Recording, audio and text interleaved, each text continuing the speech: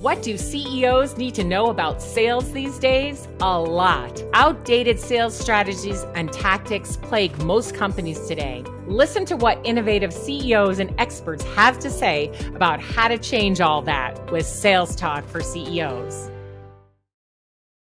As CEOs and leaders, there's one thing that you could do that would make a huge difference in your communication, internally and externally. I'm Alice Hyman, here with you on Sales Talk for CEOs with our expert series today. I know that CEOs want to make a great impression. I know that as a CEO, you want your team to hear you, be engaged, and be motivated when you speak to them. And I know that when you get out in front of your best customers, you want to engage them. You want to infuse that CEO confidence. But how do you do it? Not all of us are born great communicators. Not all of us know how to make a great presentation and how to really establish ourselves in front of an audience. But great news. I have brought on my friend, Nancy Duarte, to help us with all of that today. She's going to impart some great pearls of wisdom. Her firm is, I won't even say, but been around a long time. Let's just say more than 20 years. And she is a prolific author with, I'll put this in the show notes, but with her great book, Resonate, which she also did a TED Talk on, and I'll put that in the show notes as well. And she's written Data Story, Slideology, and the HBR Guide to Persuasive Presentations, and more. So you'll just have to look at the link and see all of them.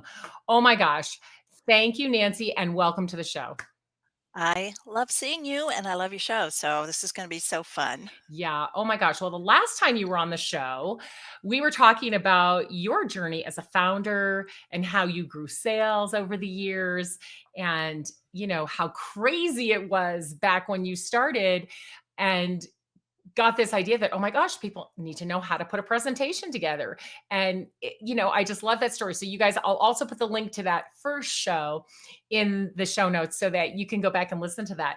But today we have a really important task because I know that our listeners all want to be better communicators. They all want to do better presentations and they all want their teams to do better presentations as well and be engaging. So, let's just dive in. Let's start with what are some of the reasons people aren't very good at presenting and some of the things they do that don't show up well when they're presenting live, on video, webinars, in person, wherever they may be, internally or externally. Yeah, there's definitely three things to consider before you speak or present or communicate. First is the story, the narrative. Second is how's it visualized? It could be with your words, it could be with slides. And then third is how am I going to deliver this? Like it might be stand and deliver. It might be better to distribute it as a slide doc or something. So you have to consider all those things.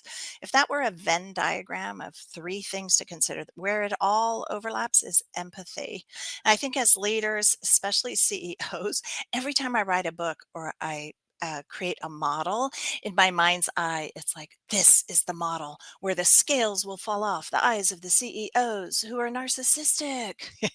And they'll see empathy and they'll start to communicate from an empathy first perspective. So the way that would apply is when you're coming up with your narrative, you've got to spend time walking in the shoes of your Yeah. audience. And so I thought your preamble was great because you made it really clear it's internal and external communication, Yeah. and you really need to understand who you're talking to, and you need to deliver it in a way they receive information, not your default way of communicating, showing up. Everyone shows up in the same way, and I mean you would show up differently if you've killed your sales Yeah. number versus if you're showing up to do a layoff. I mean that you just can't show up as the Right. same human. Right. You have to empathetically think through who you're talking to. So I think that for me is the most important thing I would say is that this is the biggest mistake, right? yes. We speak off the cuff. We don't prepare. And you just mentioned, Yeah. there's three things, right? So repeat those three things again. Yeah. Well, at the core is empathy, and you use the empathy lens to think through your story. you think through how it should be visualized, and then you think through how the message should be delivered. Right, and you Like can't if you do take any of that if you don't know who your audience is, right? Exactly, exactly. I have some clients who are like, I only want to hear from you in data as a table. They don't want to see bubble charts, or they don't want you to stand and deliver. Like everyone has a different way they prefer to receive information. And the only way you'll deliver it the way they prefer it is to think about them or ask questions about them, or talk to people who know the audience. And it's definitely Right, there's definitely a void, because it's almost like in some ways, to get historically, for people to rise as a leader, that meant that they had to be really bullish and commanding, and just know better, and mhm. those days are over. Oh, So 100% over, and yeah. again, I just think the reason we fail to communicate as well as we could have is because we don't do that simple prep of Exercise. understanding who the audience is and preparing the story Yeah. and preparing the way we're gonna deliver it and thinking about the Mhm. empathy needed. Like you said, we don't show up to, talk about how great we did the same way we show up when we have to lay people off. But in Exactly. both scenarios and in others, we still have to be engaging so we've got their attention and they're listening. Yeah. We have to be empathetic and we have to deliver in a way that people can receive it. So Mhm. the preparation is key. So why don't we start there? What can a Sure. CEO do to really be better prepared for an internal communication with sales or any other department, or an Mhm. external communication with a customer face to face, one of their largest customers, with maybe a webinar they're going to appear on to do an education, or Mhm. maybe the stage at a conference where they're going to appear to give some thought leadership. What Mhm. is the beginning? What's the very It's first a thing? great question, as usual. You are amazing. It's really no different between the two. Is depends on the stakes, how high stakes it is, right? If you're going into a one-on-one, that needs planning. Different things need planning. If it's a high stakes moment, for me, my internal high stakes moment is our annual vision meeting, where we talk about what we're going to do this year. Other high stakes external things are the keynote I just did at Dreamforce, right? They're big high stakes moments. Those high stakes moments should absolutely, you should have a constant listening tour. So we do internal listening tours and we do external listening tours. And my execs do it. My execs call people, my clients, customer success people. We do it different ways. We'll do ping kind of. We want to know what the market wants, what the market wants to hear. I just bumped into you at a conference, and that was like a big listening moment for me, where a bunch of CMOs, who's one of our profiles, they were in an office talking about the future of CMOs, and I almost turned down the gig. I'm like, it would take too much time out of my schedule. But I thought, you know what? It was probably the best listening moment I could have done. And it's not a speaking moment I would have taken. And I did it solely for the purpose of really understanding what's on the minds and hearts of my persona, of my customers. So that was really good. So listening and knowing the market and knowing the sentiment of your employees is the first thing that you do. So if you stand up out of touch and you start to head a direction, everyone's like, wow, they're out of touch. You're just not even going to resonate with them. And the most important thing you can do is show up knowing the current state that they're in. And this is in my TEDx talk.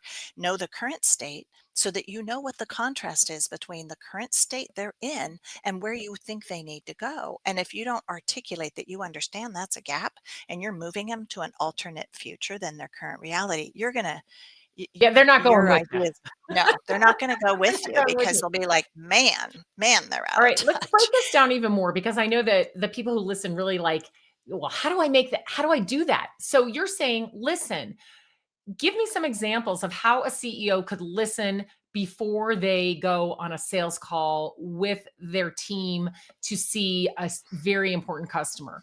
And then give us an Mhm. example of how they could listen before they go to speak Yeah, online or at a in yeah, person to an audience who could perhaps buy from them in the future.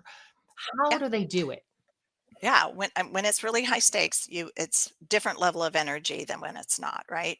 But I think anybody in sales, sorry, but they better have alerts set up so they know every single thing that's going on in the news. Every human they interact with, they should be have them followed on their LinkedIn. Like, you should definitely know the public facing sentiment of every customer that you serve. So that's like no brainer, ante on the table, duh. Research, just do Um, your homework, right? yeah, And if hello. you're a CEO, get the salespeople to do it. They should know most of it anyway. So get them to Right. do that research and prep you for it. So you're like, Yeah. oh, that's what's going on. Oh, that's what they're thinking, right?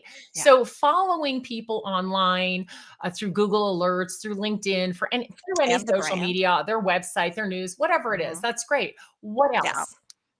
Yeah, so then the next thing, like I have a list of people. So we do kind of an ace to ace, king to king, queen to queen play where I will call certain people and I have a set of questions. I just check in. So it can't be like, oh my God, I'm speaking. Will you help me? It's not that. It's this nature of your culture as a culture, your mechanisms as an exec staff should naturally be to be having these Yeah. conversations. So we go back and forth. We design the different conversations based on what it is. Like right now, I'm actually literally listening and talking to my customer and said, "Hey, if there was a Duarte.ai, what would it be?" Right?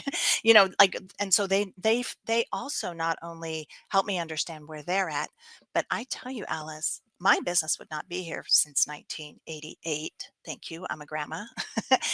If I hadn't called my customer on an ongoing basis saying, what are we doing good? Like, tell me the good, the bad, the ugly, and then tell me directionally what you see my future would be if you were me. And oh my God, that's the reason we've made it through 8 reinventions of our brand already. So it's not just in service of make me so I stand up and deliver amazing. It's like you better be doing this for the longevity even of your company. So we have conversations at different levels for some, for like the broader community and even our fans and the different marketing lists. We do more like surveys, answer this one question. So that's just the way to get a pulse on the market. And then once you've done that, depending on what it is, like let's say you're going in to sell to a CTO, well, the buying center is now 6 people. It's not one person anymore. So you better know the buying center. Could You be can take 20. who yeah, you could take your champion, whoever's on your team that's your biggest champion, have them prep you. You could run through with them, "Hey, did I hear properly? Here's the nature of what we think would win." And they'll be like, "Yes, no, maybe." And if you know people who know people, if you know people who know them, I'm doing that right now where I'm like, I'm calling everyone I know who's 1 degree of separation from a person that I really want to nail. I really want to do a presentation of my life. Yeah. And I am literally figuring out everyone I know who knows them just so I could understand how they receive information and process it. Mhm. So it all depends on how high stakes it So the is. amount of preparation you're gonna do will depend on how high stakes it is for sure. Exactly, And exactly. Sometimes you just need to pause for a minute, yeah, get your brain off yourself. And other times it could take research. You might even hire a research firm. Like, right. I mean, You might wanna do a little how voice of the big? customer kind of surveying before you Exactly, do this, depending on how high exactly, stakes it is. But certainly exactly. talking to people, listening to what's on their minds, and as it relates to your message that you have to deliver, and understanding what's happening in the marketplace, the trends, really just do your Right. homework before you start. Okay. Know what's in their pain. Like sometimes there could have been a like if they made a news, if you have a call with them at 10 and they made a massive news announcement at 9 and you hop on that call and didn't know, how embarrassing. I always go straight to searching for their name, searching for the brand. I hit the news button just to make sure every time I go into a meeting, every time, no matter who it is. Yeah, it's a great idea, especially when you're meeting with your biggest customers. It's good that you Exactly. know what is Exactly. going on, right? Exactly. So, Or all what's right, so bothering them. they're listening, they're learning, they're getting prepared in that way, and more or less, depending on how high stakes it is, what Mm. do they need to do? I mean, you just said, and I totally agree. Like the best delivery in the world with the wrong message is not going to get us there, right? Exactly. So we need Exactly. the right message to the right audience delivered really well. So once they've Yeah. listened and they've actually captured that information so they can take it in and use that to prepare the words they're going to say and the amount of empathy they're going to need and the way, the tone with which it's delivered. What's next? So next you got to figure out what is the audience journey. So part of what you did is you figured out who they are today, right? So an audience journey is first of all, you establish what is the big idea. And then where am I trying to move them from? And where am I trying to move them to? This little lockup of those 3 things becomes your guiding light for your whole talk. You would not put a single thing in there that doesn't support that. Okay, So a so big say that again. idea. What are we trying to move Mhm. them From from? and where are you trying to Where move are we them trying to to? move them to? So if Right. we And this don't is have your that in our persuasion. mind, we're gonna have Right. trouble doing it, right? And I Right. think that's another thing, a big mistake that I see is before we speak, maybe we'd even listened and got some information and did our homework, but we were not clear ourselves on where we Right. were going, right? Right. So we Yeah. couldn't make it clear. So people leave there and maybe they got a little something, but they really didn't end up where we wanted them to because we didn't do a good job of Exactly. taking them You there. didn't And then we're exactly. wondering why they can't do what we just talked about that we wanted them to do. Exactly. You got to design your content for influence. So, a big idea is what's your unique point of view and what is at stake if they do or do not accept your point of view. And that's written as a sentence. And then move from is like, what is their current way of believing and behaving? And what is the future way of believing and behaving I want them to adopt? And then once you do that, then your major topics come out. Everything should support, though. That is your lighthouse for your whole moment of influence. Wow. Okay, Mhm. so let's dig into that a little bit more. So, how do I do that literally? Like, should I plot it out on paper? Do I need to do a brainstorm and talk it out with someone? Like, how do I get that? Okay, I'm here. I want them to get there. How do I make that journey in words so they can stay with me? Yeah, I love that. So I literally draw a triangle. I write big idea, I write move from, move to. Just I quickly do it if it's quick. If it's high stakes, like a lot of times we'll have people come through our accelerator lab where their whole exec team is there. Because if you think about a presentation, it's an inciting incident. It's a moment that's forcing some strategic decisions. So like if you speak at a major industry event, you want everyone aligned and you want to make sure you're making promises you fill, that you're not overstepping and that you're meeting safe harbor. Like there's just so many things to consider.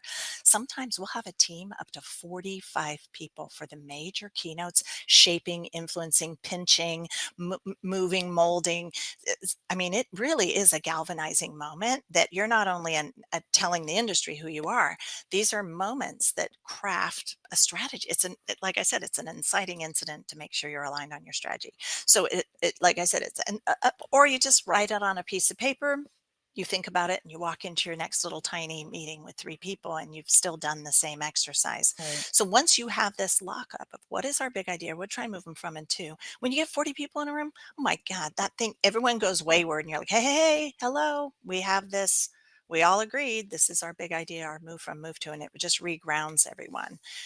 So that's kind of how you do it in practice. So it's making me think of this. So let's say I've done this, the prep the way that I really should do, depending on, again, how big the stakes are, and I'm ready to roll, big group or small, Uh-huh. right? But I'm Mhm. even thinking more so in a big group, but I think this is true to small group. How do I know when I've got them, right? So I am talking because I'm presenting. It's not a conversation, especially not when there's a whole, Yeah. 1,000 people out there Yeah. or even 45. I can't have a conversation. Maybe with 3 I can, but I've got to get this idea across. I've got to get them from here to here, right? And I've got to use everything, I know and build my stories and craft this whole presentation so that I get them there. But while I'm talking, assuming I've done this well, how do I know that they're Yeah. getting it and they're engaged with me? Yeah, I'm writing a piece about this right now because there's different methods, right? So one of the ways is to measure before and measure after. We have a huge client that does that at all their events. They know who the rate of each speaker, the rating, so that they know how to build the agenda next time. So they kind of rate themselves going in, and then the audience rates them after, and that can help you with your personal delivery skills. But it also says this session really resonated with our audience. Most good events collect that information, but they don't necessarily readily give it to the speaker themselves. For me, when I spoke at Dreamforce, I love it when, I mean, every slide I advanced, Alice, I mean, cameras were up and they were taking pictures. People were not on their phones. But I have to say, this whole concept of people on the phone, especially the youngins, these young emerging, we also had a situation where my team flew out to support an international event for a really great brand. And so the CEO had the main stage, and then he was going to go speak in a breakout room. And the breakout room was his employees to support the big customer event. And we were shocked. We worked with his talk, nailed it, was delivering it. Probably a third of the audience was in the back, like we think on TikTok, because it was scrolly, it wasn't typey, they weren't taking notes. And we're just like, what is this? Like, I don't know how I would feel. And so we also have to be prepared where we think they're sending signals Yeah. that they're not enjoying it. So some of my material is based in story, but it's also based in data. So sometimes I get these expressions where the faces look a little kind of like their head is tilting and they look inquisitive. Like I'm thinking, oh my God, they're not getting what I'm saying. But then I get a standing ovation, right? And so standing ovations, are they laughing? Are they clapping? Those are visceral, it's qualitative, but it's visceral data that you're nailing it. Mhm. And so there is really quantifying the spoken word can only happen over time. So you could say, "Oh, I announced our vision." When I announced our vision in January 2020, just before COVID, a glee club formed to sing about the vision. I mean, how did I know I nailed it? A glee club, like, And so it's like, "Oh, yeah, I nailed it." They were all excited, they were animated, it was just so powerful. So I think it's weird. Some of it is qualitative. Did you close the deal? I mean, right there. Did your revenue go up when you adopted storytelling? We had in the New York Times, he said that Mark Mattson said he made 700 million more dollars applying the Duarte method. Well, that's a way I know it works. It's just what are people saying about the Well, talk? How many sometimes people it's tweeted? How after did the they fact, amplify for it? sure, and sometimes it's Yeah. during, and one of the things I love to do Mhm. when I'm speaking is to put some interaction in there, and if it's a really large group, of course, I can't have people Yeah. talk necessarily, but by show of hands or nod your head, ask them to give some physical motion to it or, Yeah. point at someone who or just something Yeah. that shows me that they just heard what I said and they're actually doing it and they're Well, engaged. that's powerful, Alice, because there's novelty. So when you add novelty or you engage them kinesthetically, their brain relights up. It just turns right back on. So that's brilliant to do, whether you're going to be collecting, kind of like information about their engagement Yeah. or just keeping them alive, Right, and keeping and them that way you're not engaged waiting and till the awake. end, right, to see because some Mhm. people's resting business face while they're listening to you, makes you think that they're mad or they're not understanding Uh-huh. or that they're not paying attention or they're, daydreaming or whatever their resting business face tells you, right? And so it's hard sometimes to get a read on the audience because 'cause they're not all leaning forward and nodding at you, right? And so Yeah, they're processing. they're What does this have to processing, do with right? me? You gotta Yeah. give them that chance to Mhm. do it, but I think when like you said, make it Yeah. kinesthetic, then you get a little clue, and you can't do it too often, but if you carefully weave it throughout the Yep. presentation, I think it works really, really well. The other thing I do to try to gauge the audience, is pause, and Yeah. just in that moment of pause, right, I can It look wakes them up. at everyone and it wakes them up for a second. It's like, she stopped. Right? But I'm making a Yeah. point and pausing, and then, sometimes they'll lean in, right? And then I Mhm. get a little more engagement and I can Yeah. see again physically that they're listening. And so I think these Yeah. are things that CEOs and leaders should take to consideration. It's hard on video to see, first of all, if you have a big team, to see everybody right on Yeah. the call. Some of them don't even have their video on, right? And in a live situation or a in-person situation rather, you can see their body language and, whether they're nodding or whether they're falling asleep, whether, they're on their phones and that kind of thing. So I think, when you're presenting on video and you're trying to gauge the audience a bit, you have to do some Mhm. more things, like have Yeah. them type in the chat or put them Exactly. into small groups to talk about what you Mhm. just said for a minute or something else. But I think we need to build in this day and age, especially build more of that in to the talk so we can get a little feedback while we're in it, right? Mhm. Yep, and polling can happen Yeah. on a sales Yeah. call. When you drop the files in the chat, you'll be able to tell if they forwarded them, because if you have a link where it shows they download, like, there's just so many ways that they wanted you and they wanted to share what you had to say. Because success is, did it spread? So it's not just who was in the room, but did they walk right out of the room, Right. and did your sparkles leave the room, So that's important too. Yeah. Okay. So we listen first, we gain all that information so that we can build our presentation and we can Mhm. know very firmly where we are and where we want them to go, right? Yeah. So that we can build our presentation around that. And then we want to engage them during that. So now let's talk about actually building the presentation. Um, Mhm. the first, what are we going to say, right? Do we write that down and practice it? And then, do we need a slide deck? Do we not need a slide That's deck? a good Is there question. something else besides a slide deck with a bunch of words that we could do? I mean, Yeah. knowing, right, that part of Duarte's business is building beautiful presentations visually that will engage people. But, I'm a CEO with limited resources, right?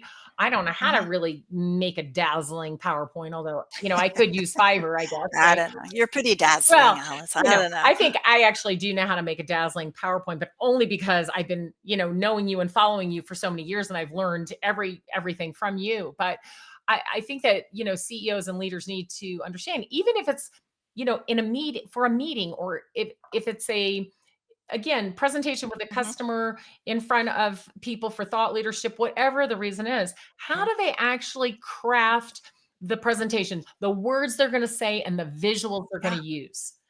Yeah, so you kinda have to like, once you know your, audience journey, you have to really understand how should it be visualized, how should we deliver it? Because what we're finding is, there's in the moment in the room, but then there might be a slide doc you send right after, which is a denser document that might have all the answers. You have to figure out how does this person process information, so that does drive everything.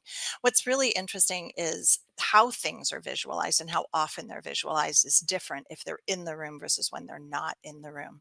If you have a talk and eye contact's really important, your gestures, your facial expressions are very important. I highly recommend that you have your points put right up under the camera virtually, and you are looking in the camera. They could see your state of being. They can see, so that's for like a lot of internal calls. I started doing a video CEO memo because there's been a lot that employees are dealing with, and I want them to see me in solidarity. I was at home, and so there it's really important, and no slides, because a lot of times I don't know why the default on Zoom is like the slide takes up the whole screen and the human's tiny, tiny, itty bitty. And so you just got to think, do they, if it's virtual, is this an eye contact moment or is this a slide moment? So when I do have a model or something I want them to see, then I just Yeah. share that one Yeah. model, turn it back off and go. So there's like a range you need to think through if it's virtual. If it's in person, what was cool is, like I was saying, when I just did my talk, the cameras were coming out, and then I said, "Look, I have a QR code for you in a minute, and it's going to have a little deck for you with all the models, you know." And so then when that came up, they popped it up, but then I collected information on them too, right? So it was a way for me to be like, "Oh, I'm so thrilled you love this, and I've preserved this moment for you." But the way you organize it, sometimes people have to have a team. Like, let's say you're going to talk about a part of the business, you don't know the product, you bring the experts in. So for big, larger events, what we're seeing and what we're encouraging our CEOs to do, some of them are really good storytellers and they've kind of mastered it already. We're asking them to become curators, like what you do for TEDx or what Chris Anderson does for TED, which is bring your experts on the stage. It puts you in a light where you're humble, where you have awesome people that work for you, where other people know the messaging, and it's just this moment that's like a showcase. And it's not won't be about what you know. You'll look more authentic and transparent. Yeah. And so that means then you have to align, obviously, different departments and stuff like that to get them ready to help with the content development process. Think Then about your there's presentation differently. Maybe it's not just exactly, you. Maybe this presentation exactly, requires you to orchestrate some other people and weave them in and out exactly. of your presentation and weave them in and out of the story. Right. And even your internal leadership team for internal talks too. So that's what we've done. I'm not the only thought leader here anymore. I have four other people that travel and speak now. Like, it's that kind of nature of who is it? And does everything have to be a presentation? I know a lot of my CEOs really should be interviewed. like like they really, and that's okay. There's no harm in that. Just have someone smart, just know what the questions are, but don't rehearse when you're answering them, and you come alive. Some people are more alive in a conversation than Mhm. they are standing with note cards or looking for the notes or looking at the comfort mark. Be comfortable. I Well, think the most important thing is empathy and agreed. comfortable. And you know why I think this is so important? Because it's the next thing we're going to talk about, which is practice, right? If you're Yeah, a CEO who has to deliver an important message to an entire team or some thought leadership at a conference or on a yeah. webinar, If you are not a great speaker for whatever reason, don't feel, that you want to do that, or if you don't have enough time to practice a Exactly. lot, then have someone interview you. Now, you Nailed still it. need to, know the answer to your question because you need to be concise. And I'll tell you, big mistake, leaders, big mistake when you ramble. People just get lost in it, right? You've got to be Yep. concise. So you've got to know your answers, even when someone's interviewing you. So there's still some element of practice, but it's not as much practice as if you're going to get up on Exactly. stage and present on your own. So I I love love that that point. suggestion about being interviewed. Yeah. What I do now is I recorded my talk and I'm like, look, I'll do it for free if you just play the talk and I show up for a Q&A. Yeah. Like I get lit up during a Q&A. And so you nailed it. And it does have to be concise. So yeah, Yeah, perfect advice absolutely. All there. right. So all of these things are important, but I really feel like what is being left out is the practice. Even if they do all the things, get all the Yeah. information, understand the journey, write all the words, get all the great visuals, right? And then Mhm. stand up there and they haven't practiced. Yeah. Right? So let's talk about Yeah. practice. What should we be practicing and Mhm. how do we do it, especially with how busy? I mean, if you're the CEO, obviously you're doing a million things and you Yeah. are busy, but for these really high stakes presentations, you 100% have to just build in the time to practice. Just simply have Exactly. to do it. We can talk about more about how, but so how much practice? How do we do it? Depending on how high the stakes are, let's talk about that. Yeah. Then the nature of practice, if I could demarcate it into three things, there's empathy, like practicing the empathy part, and there's how dynamic you are, Yeah. and then there's how comfortable you are with the material. And so that they almost have a different nature to them of how you need to practice. I'm getting comfortable with the material, getting comfortable on stage, getting comfortable. Sometimes involves a pre-talk ritual. We have a presentation meditation video that's super popular on our YouTube channel. Some people need to calm themselves down, other people need to pump themselves up. So you need to know your natural way you show up so you get comfortable. Then there's the dynamic, your vocal variety, like you said, breaking it up by asking questions. What is the dynamics going to be and what's the empathy going to be? So all those things have a different nature of how you're going to rehearse them. And I think it's important to get to know the material, and if you can't, I doing a Q&A is not a cop out. The amount and volume of information that CEOs are required to just stand up and spout out, it's sometimes too demanding. I actually had one of my writers, take a crack at my next talk, which also helped. And then you can spend your time just getting comfortable. Mhm. Hiring coaches, highly recommend you hire we happen to have some, but really good coach. So we launched that great big dream moment. And I told my coach, I said, I feel like I deliver a lot of good news to the employees a lot, but I don't see that visceral reaction that I'm looking for. So I retained my own coach, and she was amazing. My own coaches do like the highest level execs in the world. And she's like, you know why you don't pause? And you made that point earlier. She goes, I'm in the audience. And sometimes you don't even take a breath long enough for us to clap or gasp or anything. You just move right on. And then, hey, if you set it up like this, and let it go like that, da, da, da, right? She gave me all these tips. She rearranged some stuff, worked on my storyline, and I rehearsed and rehearsed because this was the big mother. This was the redream of who we were going to become, and nailed it so much so. And we time everything internally. We do it just like the TED stage. It went 5 minutes over, Alice, because of the applause, and it was the same content. I didn't change the material. I simply had a coach help me with the setup and release Mm, and just reframe some stuff. Same talk, yeah, no visceral reaction, then I got one. So you gotta kinda define she helped me define, well, where do you want them to feel? yeah. Let's first mark those. What do you want them to feel? And then, let's just go in and make them feel that. And so it's just rehearsing can be, daunting. But I also think sometimes if you're a thought leader and you're challenged, I think a CEO should be able to on the fly have an empathetic narrative, and that you may repeat that every day with customers. You may repeat it every day with employees. And so there's got to be this really tightly story based frame narrative that is for every customer and is for every employee. If you don't have that nailed, then you Mhm, have other problems, right? So there's nailing that, of which most of the time anything you say falls under that banner. mhm.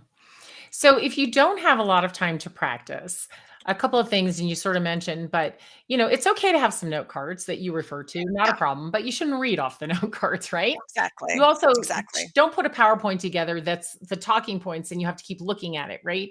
You should know your Exactly. material well enough. The slide is a trigger. It's a beautiful visual. It's a trigger, but it shouldn't have 3 bullet points that you're going to cover. Let's get away from those days, right? And I think it's Yeah. also okay to have some experts from your company standing by prepared to answer the things that you're not prepared to answer That's in a a good point. presentation, right? Absolutely. You can just Mhm. say, gosh, great question. I'm going to throw that one to Tom. And Tom is sitting there prepared. That's his expertise area. And he gets handed the Mhm. mic and he can chime Yeah. in at that point. So Yeah. give yourself, as much support as you can when you Mhm. don't have as much time to practice, Yeah, right? and if your talk is virtual, have someone else project your slides and you just keep your notes right on your screen. If it's in person, you can do what Sheryl Sandberg did in her TEDx talk. When the camera swings around, you can see her comfort monitor that's on the stage loaded with bullets. It's just a white slide loaded with her Yeah. talking points. And then, well, in that case, she had the slides off. But a lot of our execs, they just make their own slides. They memorize, they remember their script. They have their dense old slides there on the comfort monitor, and then they don't even know what's gorgeous going on the screen behind them because they're nailing their talking points. So that's the big thing about being comfortable while you rehearse. However you rehearse, whatever you do, have that there in front of you. And then if you could decouple whatever's projected, just don't even care Right. what's projected. Just know that the experts have that part nailed. Exactly. And I think Yeah. when you don't have a lot of time to prepare, you still Hmm. have to do the minimum kinds of things, right? And one of the things that I do is I will give my talk with, even mostly reading it, right? But record Yeah. it so then I can listen to myself over and over again and it gets embedded Yeah. in my brain so that then when I stand up, there I am just knowing it, Yep. right? Now I know my topic Yeah. really well, just like you do. And so I could stand up without preparation and talk about my topic really well. I don't do that usually, but I could if I had to. I think the issue with CEOs is there's so many different topics they have to talk about. It's impossible. Yeah. Now they may know their market really well and can just speak to that really quickly, but there's other things they may not be able to speak to as quickly. So I suggest, that if you have the time to read it, reread it a couple of times, like really do write it out for yourself. Some people like bullets, some people like paragraphs, whatever you like, read it to yourself, but also think about recording it and Yeah. then listen when you're driving or listen when you're walking, listen to yourself to get it, in there. Whatever you have to do to keep um, you know, with all the other things you have to do to get the time to Yeah. prepare so that you're really not just doing it cold. Now, of course, writing it out the first time is preparing you because you're thinking through it and it's getting into your brain and then honing that in. But I just think there's not enough practice going on and Hmm. that is why CEOs and leaders fail to get their point across. Yeah, and I think if they could pause and ask themselves, how high stakes is this Right. moment? Because I think it's fair because you're saying, well, what do we do when they don't have time? Right. But then it's the real question is, what do they do to carve out the time to spend on the important things? So my CEO memos, 4 hours of my time after listening and understanding where from the managers where people's nerves are frayed or where they're excited. 4 hours. My vision talk, I spend 70 hours on. Wow. That's a lot of time for a CEO. Maybe I have to go nuts, right? Because I'm the presentation lady. You should try being the presentation lady, giving presentations to a presentation company, right? So I have to nail it, or actually they won't do what I'm asking. So I get that my time frames are longer. But my industry events, even a talk I already know and am familiar with and delivered it, I spent at least 2 hours just re-rehearsing, refamiliarizing, working through my gestures, working through landing my jokes. I mean, it's non-trivial, and that room was full of potential customers. And I got to admit, like leads are coming, like a lot of leads are coming through. And it worked. It paid off. So it's almost like pick the ones that you can kind of do quick, but then make sure you know the ones that really need an investment and Yeah. carve out your calendar to make a way for those. Carve Yeah. out the time. It's important, right? Right. Yeah. So let's talk about delivery now. There's Hmm. so much, right? We've already kind of covered some of the things about delivery, like Yeah. let somebody else handle the technical stuff and the slides. You focus on the audience and saying what you have to say, right? So that's Right. important. You mentioned gestures and pausing and and I'm Mhm. gonna mention purposeful movement. So let's Movements talk across the about stage, yeah. delivery. And I know Vanessa Van Edwards, Science of People lady. She's great. I've been following her forever too. She's, analyzed all these TED Talks and what makes them really watchable and why people watch them longer. It's gestures, right? Yeah, But a lot yeah. of times you see CEOs sit or stand and deliver, and they don't move at all. Mhm. And, you're like so let's talk about delivery. Yeah. I think, remote delivery, it's gotten to where I can look at the tiny little camera and my heart warms as if I have humans there. And I Mhm. think sometimes we're like, I'm just looking at a piece of technology." And so what I what I did, I started years ago delivering remote webinars, and I made what I called a monitor crown of just smiley, happy people right behind my camera, and they were on springs, so they would kind of wiggle. And I just needed to remind myself that I'm speaking not to this dead piece of technology, but that there's humans on the other side of it. If you look into a webcam and your heart doesn't warm and you can't visualize eyes and Mhm. smiles of happy people, that's some it takes That's work to hard. do something. Yeah, it takes work to do something like that. So, the actual like practice of delivering and having gestures and movement, it's interesting. Like And the taller pausing. you are and pausing, the taller you are, the bigger your gestures have to be, or else you look like you don't look confident. And so it's very interesting to, like I said, I mean, getting a coach really does help, because there's the easy things that AI can solve, like get rid of your ums. Do you know you're saying this? Do you know you said this with bias? Do you realize this might be like, you absolutely need to run your talks through tools like Udly and tools like that, because it'll actually point out like those kind of verbal ticks, that you have. But so there's that. The pauses, it'll tell you if you're talking too much or talking too fast. All of that stuff AI can help work out with you. What it can't do is, what a coach can do is they could be like right there. Like I had someone help me with my TED Talk, and you have 18 minutes. So she goes, right there, you're spending about 3 seconds too long on that point, because you need about 3 seconds longer to unpack this more important point, right? Right. AI can't do that. Like, humans can't say, hey, AI can't say, hey, when you did that, your arms flailed. And let me reenact what that looked like. AI can't do those things for you. So it is really about showing up as your best. And I put codes in my teleprompter where it says walk stage left, walk stage right, look at this person right here. Yeah. Like, what if you're in a room of 1,000 people, but persuading only one person is what's going to give you the breakthrough? You need to write your whole talk to just that one person and then spend the whole time talking to that one person, which is different. If it's TED, there's 7 cameras, and then you need to know right where they're at, because, yeah, there's 1,000 people in the room, but to your point, Alice, earlier, there might be 10 million that are going to watch it. So you need to not talk to the people in the room, and you need to practice. So what we do is we put the cameras where they are, and we rehearse our people looking around just at the cameras. Like, so it's all a little bit situation based. But I just plan out everything, and it's not just delivery on the stage. Yeah. Should you have balloons and champagne ready when people bust in the room? Right. Setting the What is whole your scene, the first experience. impression? The Yeah. first impression, they're watching you, especially when you're CEO. They want to see they're in a good mood or bad mood, because this might be good news, might be bad, and it might be so. Even the way you send the email out, the agenda, every single thing is setting the stage for how you show up and then how you close it off. Yeah. You want to leave them with a tremendously beautiful final impression, that you leave on them. So, the mechanics of delivering it. You know, are kind of normal, but you got to broaden your perception of, when does the presentation start? And so then it's over. What do you send them as a follow up? What do they walk out of the room with? A physical, what are those things? What should be on the chair when they walk in to create curiosity? Like, the whole thing becomes pretty quickly an experience if you plan it right. And people do remember the beginning and they do remember the end. And The I think end. so many Exactly. presentations, including sales presentations, end with lackluster, Yeah. and what's next? It's like, oh, is that the end? Um, Yeah. so, and it's like, it's a letdown in a way. It's like, oh, it Yeah. started Yeah. off so good, but then, the feeling at the end is not so great. So I think it's really important to work on your beginning so you get their Yep. attention and they do lean in.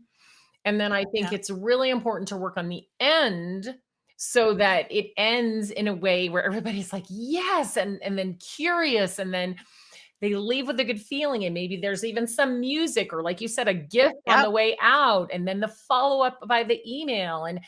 so we continue that conversation even after it ends. So I really encourage everyone to think about the beginning and the end, or the pre, Mhm. even pre, right? How do you Pre, get them yeah. ready and engaged to be there with their best mindset to take in the message, how you start it, Yeah. and certainly the middle is important as well, and then how you end it, and then how you follow on with it and Yep. continue.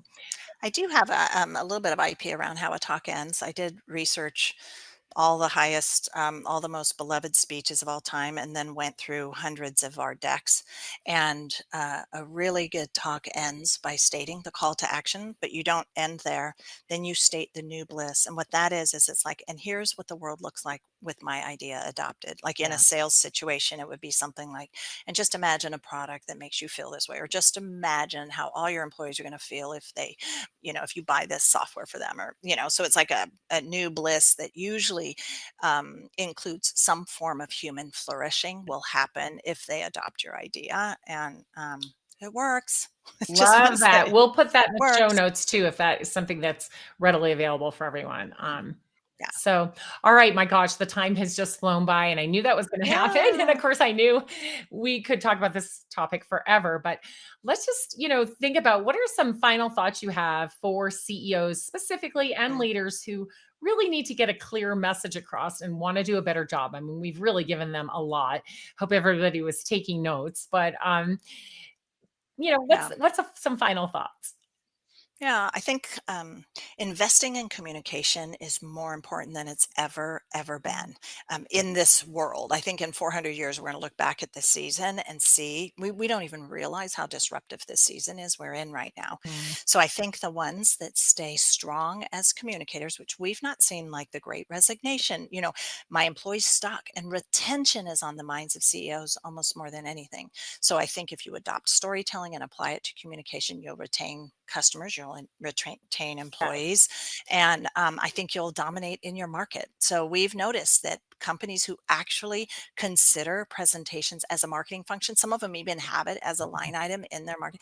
Those companies, they are all leaders in their industry. So I do highly recommend that if you're not already on on some webinars or out at speaking gigs, I do think that brands are getting more and more, especially B2B brands are getting more and more expected to not only be CEOs, but to be thought leaders too. So Absolutely, out there evangelizing and exactly. providing thought leadership, and I'm, Mhm. gonna say that, it gives you an unfair advantage, as my friend Yeah. Stu Heineck would say, right, in his book, How to Grow Your Business Like a Weed, because everybody's competing with, that's competing with you has something, right? And we can't look and Mhm. sound like everybody else. And when the leader, the CEO especially, and the other senior leaders step out, right?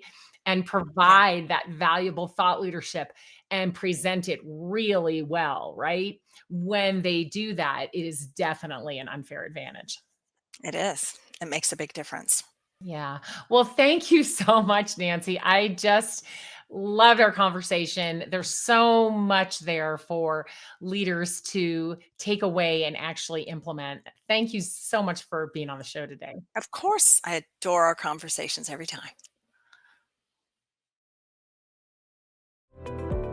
If you enjoyed the show, please like and subscribe, and we'll see you next week.